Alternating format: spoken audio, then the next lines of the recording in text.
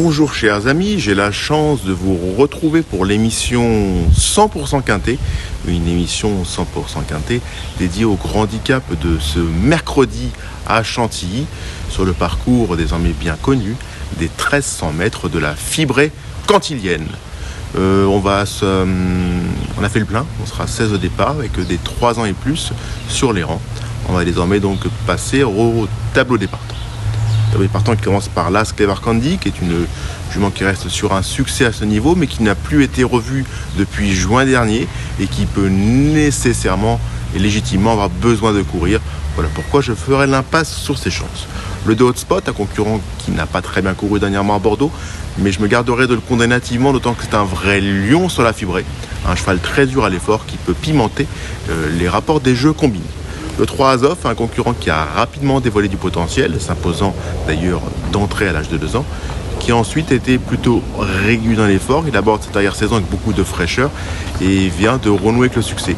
Bref, un concurrent qui effectue des premiers pas d'un handicap ambitieux, avec pas mal d'arguments ici, un choix qui mérite crédit.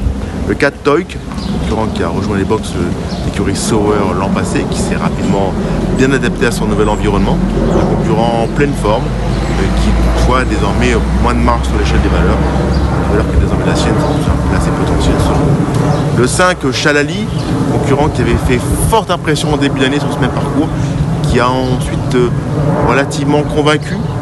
Dernièrement, c'était quand même toutefois beaucoup mieux. Voilà pourquoi celui-ci mérite crédit à mes yeux. Le 6 Ozan, concurrent qui avait été impressionnant pour sa rentrée cet été et qui a ensuite relativement confirmé. Sa plus récente sortie est à prendre avec des pincettes puisque c'était un terrain lourd. C'était pas sa tasse de thé. Il retrouve la fibrée avec des ambitions. Le 7 Total Knockout, concurrent qui est un vrai lion sur la fibrée. Il n'a pour ainsi dire jamais déçu sur cette surface. Voilà pourquoi celui-ci mérite crédit.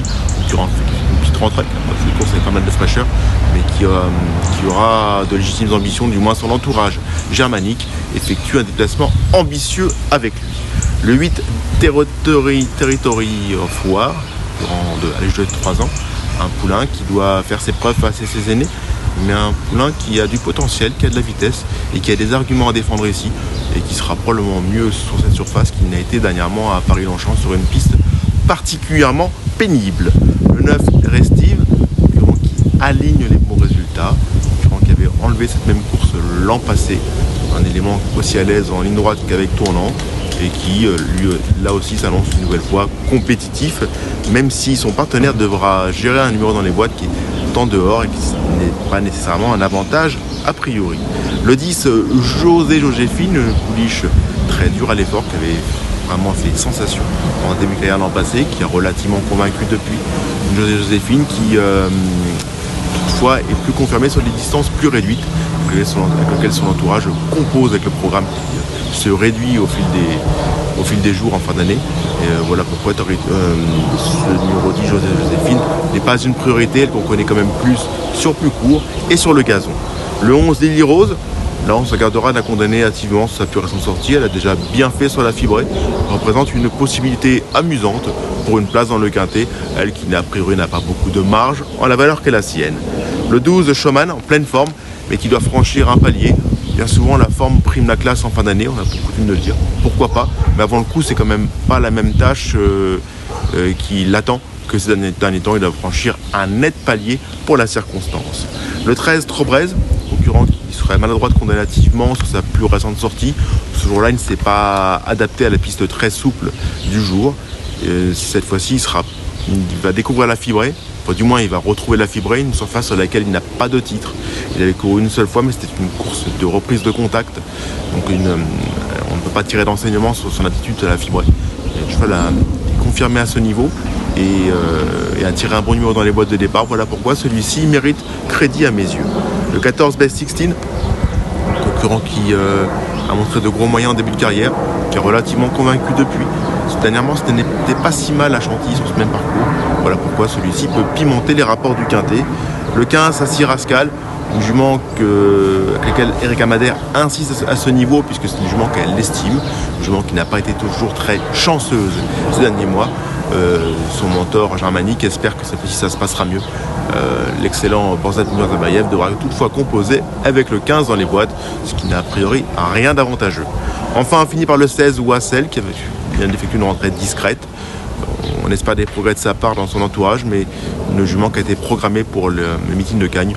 Voilà pourquoi elle mérite, selon moi, juste une certaine curiosité, mais ce n'est pas du tout une priorité.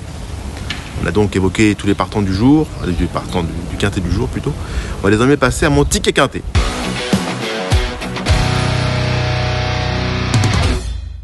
Ticket quintet qui se compose donc de 5 numéros. On va commencer par le 5 Chalali. Un Chalali que je vous invite à retrouver en mars dernier. Vous retrouvez avec la casaque du Prince Agacan, casaque verte, que vous voyez progresser. Un Chalali qui va s'imposer avec une réelle désinvolture, comme vous voyez dans ce quintet, le prix de l'allée des philosophes, quintet bien nommé. Un Chalali sur ce même parcours de Chantilly. Ce jour-là, Chalali était vraiment impressionnant. Ensuite, on espérait mieux de sa part. On pensait qu'il pouvait franchir un palier. Ça n'a pas été vraiment le cas. Mais sa dernière sortie est encourageante et il a tiré un très bon numéro ici. Voilà pourquoi je pense qu'il peut se rappeler à notre bon souvenir pour la circonstance. Dans le 3, Azov, que je vous invite à retrouver lors de son plus récent succès, le 11 octobre dernier à Saint-Cloud. Je dirais que c'était sur le gazon, c'était pour sa condition. Et ça trahit de sa parfaite condition physique. Ce jour-là, Azov, casaque bleu et jaune, va se montrer très probant lauréat pour repousser avec l'application les assauts de ses poursuivants, parmi lesquels on pouvait compter en 4ème position casaque bleu qui coince un peu pour finir Toik qui retrouve ici Toik qui est le numéro 4 qui retrouve le 3 Azov avec 4 kg d'avantage cette course-là, ou 4 kg et demi je crois. Maintenant je trouve que le style y était avec Azov qui n'avait pas encore tout montré, qui a beaucoup de fraîcheur, qui avait été longtemps tenu écarté des pistes et qui selon moi capable de faire encore un petit peu mieux que ce qu'il a fait ce jour-là. Concurrent qui découvre le handicap avec des ambitions et qui mérite crédit à mes yeux. Nous avons ensuite le 7 Total Knockout. Nous avons retrouvé dans un succès à ce même niveau sur la fibrée de Deauville. C'était le 23 août dernier où Total Knockout s'imposait courageusement, prenant l'avantage à 200 mètres du poteau, comme vous pouvez voir, en casaque blanche à étoiles, et va se montrer pugnace jusqu'au bout pour repousser avec application les assauts de ses poursuivants. Un Total Knockout qui n'a pas été revu depuis, mais qui va se présenter en belle condition ici, un cheval qui adore la fibrée. Voilà pourquoi, même si la distance sera plus courte cette fois que le jour de son succès estival, c'est 1500 mètres à Deauville, là ce sera 1300 mètres, je pense capable de s'adapter une nouvelle fois avantageusement et de repousser une nouvelle fois ses limites. Nous avons ensuite le 6 Ozan, un cheval auquel je pardonne de bon cœur son récent échec sur une piste pénible, apparemment sa tasse de thé. Je vous invite à retrouver le 2 août dernier sur la fibrée de Deauville. Ce jour-là, Ozan va finir bon deuxième, prenant vite l'avantage. Il va se montrer courageux pour garder la deuxième place face à un pensionnaire d'André Fabre qui était littéralement intouchable ce jour-là, Winwood, en casaque Godolphin, qui va vraiment s'imposer avec brio. Ozan va rester bon deuxième dans une course dans laquelle on retrouvait aussi en 7ème position qui coinçait un peu pour finir le numéro 9 Restive, un Restive qui sera lui aussi très en vue ici. Mauvais causant sur la fibrée, c'est quand même particulièrement efficace. Voilà pourquoi je pense capable de renouer avec le cours de ses bons résultats pour l'occasion, d'autant qu'il a tiré l'as dans les boîtes, qui est un avantage avec ce cheval qui se monte aux avant-postes.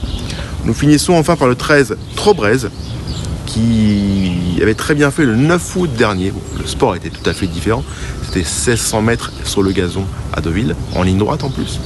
Mais le lot était pour moi de qualité ce jour-là, et la valeur réalisée très satisfaisante pour l'occasion.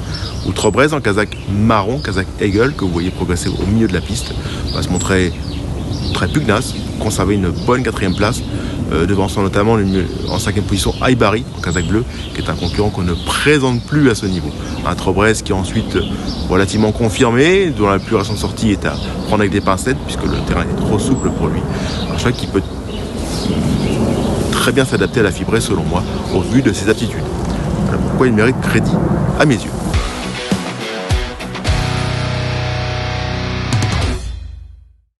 Mon ticket quintet donc se compose de 5 numéros, le 5 Chalali, le 3 Azov, le 7 Total Route, le 6, Ozan, le 13, Trobrez.